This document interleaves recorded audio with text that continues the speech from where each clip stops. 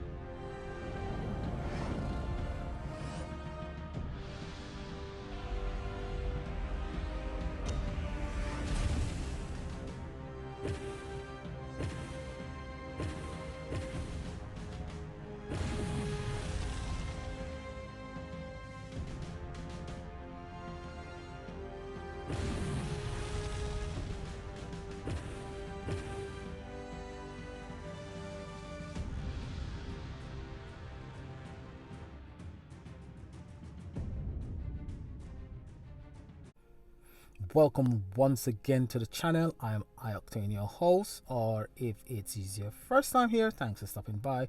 Today we're taking a look at Legendary Game of Hero. We are looking at the deck for the Water Slayer event, and it's the start of a new season. And we're gonna have a look at the news link and see what we've got in store for this season. So this season we've got a special 3-tier pass. So the first tier of the pass gives you the ability to craft a ultimate relic. The second tier gives you a rebate on tier 5, and the third tier gives you the ability to get an extra pink star on every ultimate form that you craft. Now if you're like myself, which you don't really get 5 ultimate form per season, you get probably 1 or 2 ultimate form. Most of us get probably 1 ultimate form.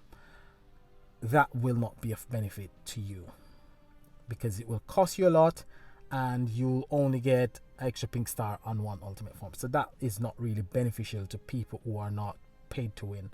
It's mostly for people who are paid to win. The second tier, if you are somebody who doesn't go up to tier 5 every vault, it's not beneficial to you either.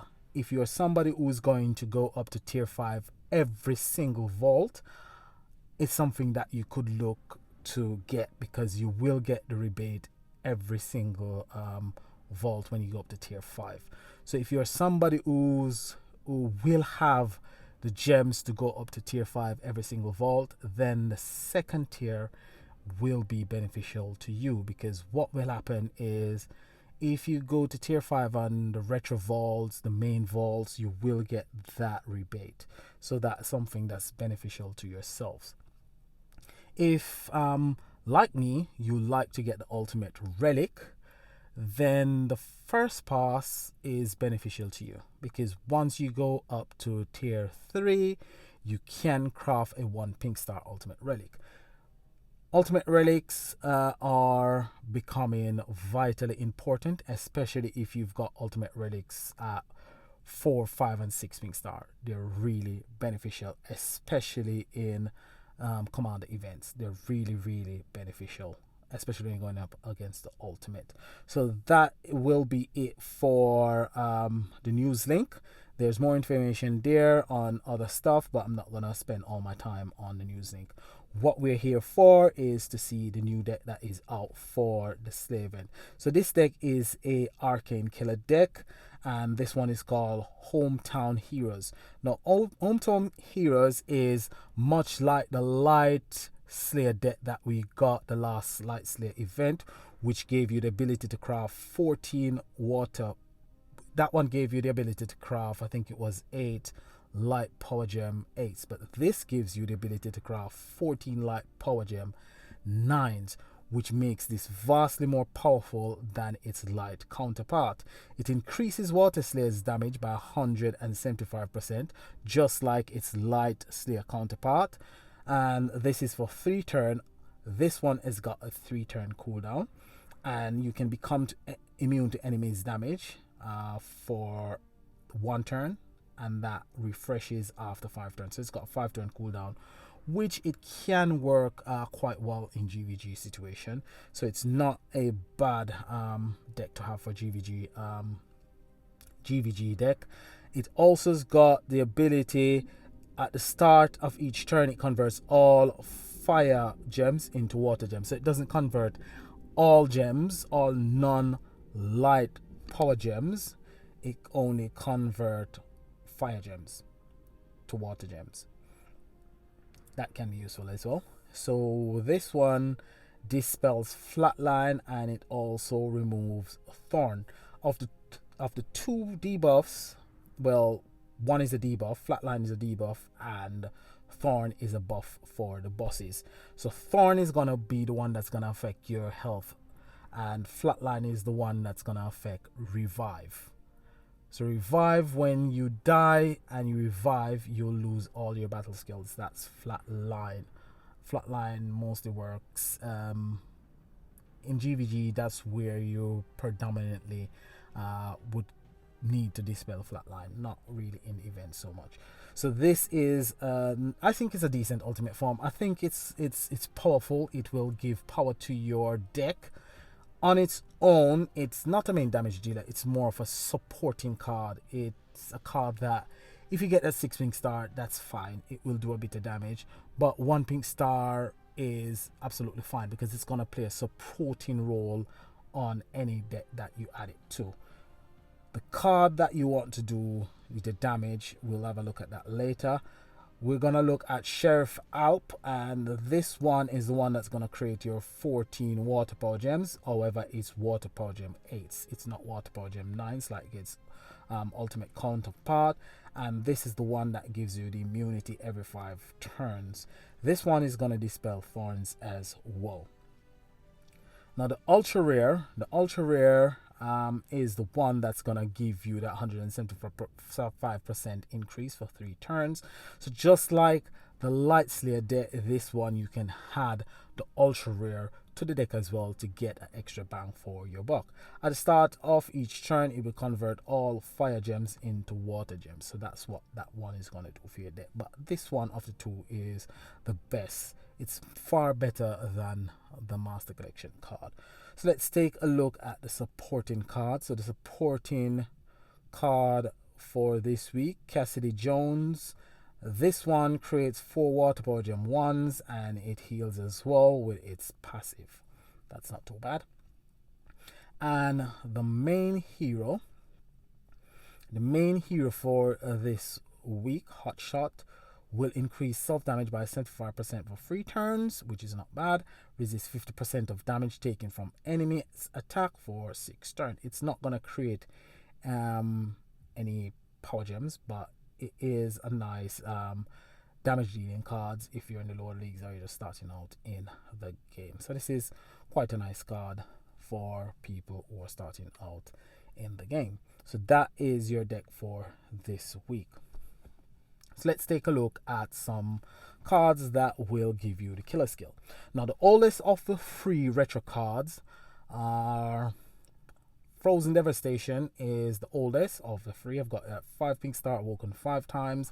It's got the bonus attack buff, but this one is not really gonna be, it's not gonna be a very useful card because as I've said on many occasions, is a lot of these cards have been stealth nerf, and I've explained what I mean by stealth nerf. Is that certain things have changed on the newer decks, rendering the older decks useless. For example, this card. And there's a lot of change coming into the game that are basically nerfing a lot of the past cards. One of the cards that's been nerfed, it's stealthily been nerfed, is Metaverse Master. You'd have seen it every time you add it to a deck. You can use it for one attack, and then it's almost impossible to actually power up that card. It's because they've put in mechanics to actually stop you from using Metaverse Master's battle skill effectively. This is the Frozen Devastation. This one, I've got the 6 pink star, so this one will give me 1400% increase to my damage. It's got Ultimate Arcane Killer 6, but apart from that, it's not really going to do much for my deck. Lost Kingdom Guardians was a nice card back in the day. This one creates 7 water power gem 5s. It heals for 200% of your recovery. When ambushing, the effect is doubled, so it actually creates 14 water power gem 5s. Was quite good when it just came out. Not as brilliant as it was, but it is something that is usable. It's got revive as well. It's got haste, and it's got ambush. Valhalla Vanguards is the one that we got last year, which creates 10 water power gem 7s now and at the start of the next turn.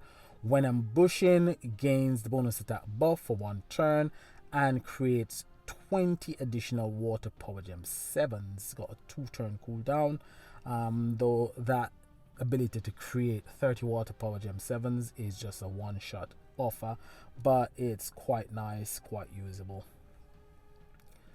Deck combination. This is one combination that I thought of using. I'm using Frozen Devastation on this combination because Frozen Devastation will give me that 1400% damage increase with its Ultimate Arcane Killer 6 ability. Does create an ultimate gem, but that is absolutely useless. I've got Frontier Titans. This one is going to give me 130% for 1 turn, and it will create 6 water power gem 8s. It's got a 3-turn cooldown, and it's got Resounding Hammer, which will give me an extra 4 water power gem 8s at the start of each turn. So it's a nice addition to the combination. This is gonna be my main damage dealer. Sovereigns of the Dance. If you've got the 6 pink star, you will be doing massive damage unless it's been stealth nerf. Got the Awoken 5 times. Would really like to get an extra 2 or 3 pink star on this ultimate form because it is one of the brilliant ones that I've got in my collection. Metaverse Master needs no introduction. However, as I said, this card is being nerfed stealthily. So what happens is most deck that we're getting now, when you add Metaverse Master to that combination, when you use Metaverse Master's skill the first time around, most of the time you are unable to power up this card again. So for the rest of the fight, you will just have Metaverse Master on your combination and it won't do anything at all because you're unable to power up its battle skill. And what's happening is most of the cards that we're getting now are producing power gems passively.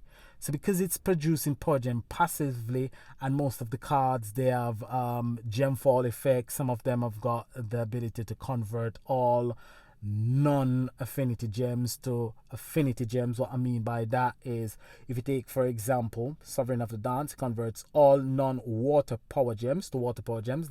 That's what I mean by non-affinity gems to affinity gems. So it converts gems that is not of its affinity to its affinity. So from rainbow to water, from rainbow to light, or from rainbow to dark. That's what I mean.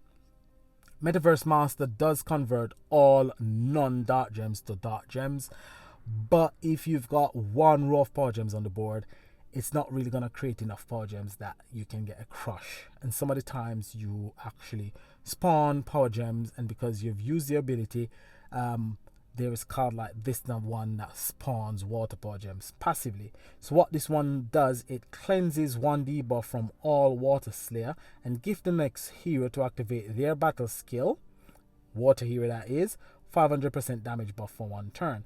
But it's the passive that actually affects Metaverse Master's battle skill. It creates 12 water power gem 8s and heals for 5000% of your recovery the first time a hero activates their battle skill. So what you want to do to counter that passive is actually, before activating Metaverse Master, you want to activate Holiday Santa battle skill first, and then you activate Metaverse Master's skill. Now this combination will work well but not brilliantly because we haven't got a key card or a key component on this combination, and the key component or the key card for this combination is none other than High Performance Unit Area. So High Performance Unit Area, I would take off Frontier Titans and add High Performance Unit Area. But if you've got the current ultimate form, what you could do is replace Frontier Titan with High Performance Unit Area and replace Frozen Devastation with the current ultimate form, and that will give you a nice bang for your buck. The current ultimate form is not only going to give you 175% damage increase to your deck, it is also going to give you the ability to create 14 water power gem 9s. That is a really decent bang for your buck. So that is a really nice combination. What other cards could we use when it comes to creating a deck? You've got other cards within the Water Slayer spectrum, but most of these cards are not really gonna give you a massive bang for your buck. It's not really gonna give the ability to generate the sort of damage that you would need to take out one of the bosses, say on one hit, or even get 50%. Most of these cards are not gonna do that. The only combination that will actually do it will be a combination using Sovereign of the Dance, and let's just find the key component that's actually missing from this combination, this one. So that is the combination that you'll want to use. Frozen Devastation will give us the killer skill.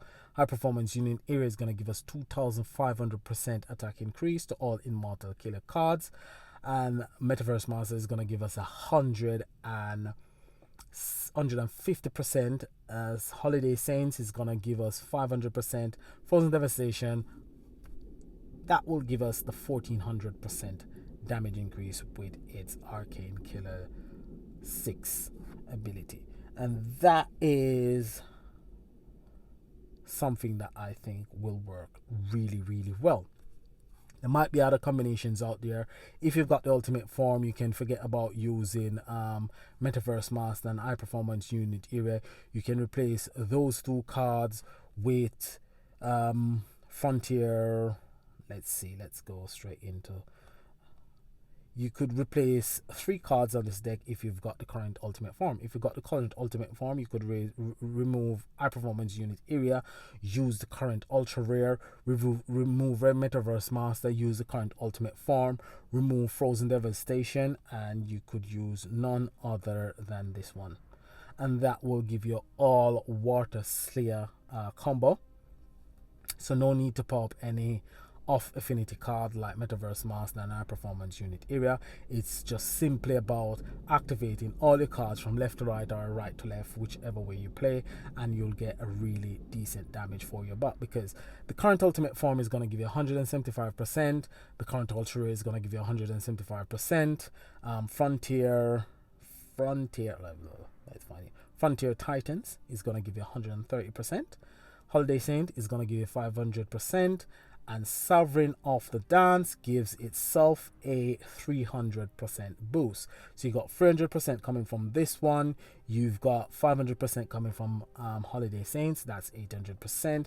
If you've got the current ultimate form, it's going to give you 175%, that's 975%, alongside the ultra rare giving you 175% as well, that is over 1000%. Plus you've got Frontier Titans giving you 130%, that's just over 1200% damage increase you've got from that combination. So as I said, the current ultimate form will make a nice addition to the Water Slayer collection, will make this deck really brilliant, really powerful, and it's something that's already powerful. This combination is already powerful. Adding those to the combination will make it even a bit more powerful, a bit more easy to use.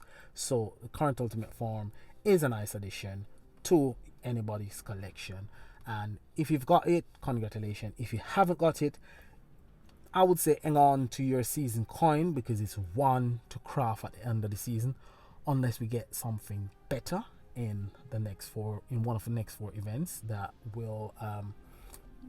we are looking forward to. So yeah, I said it's really a nice ultimate form to have.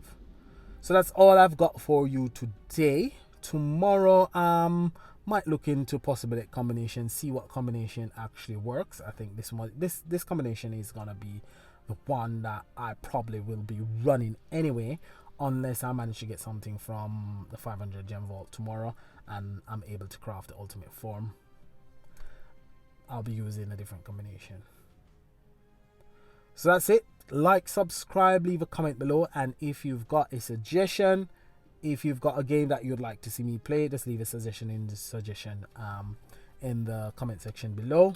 Leave a comment in the comment section below, or if you've got a question, leave it in the comment section below. This is Arcane saying peace and enjoy the rest of your day. Bye for now.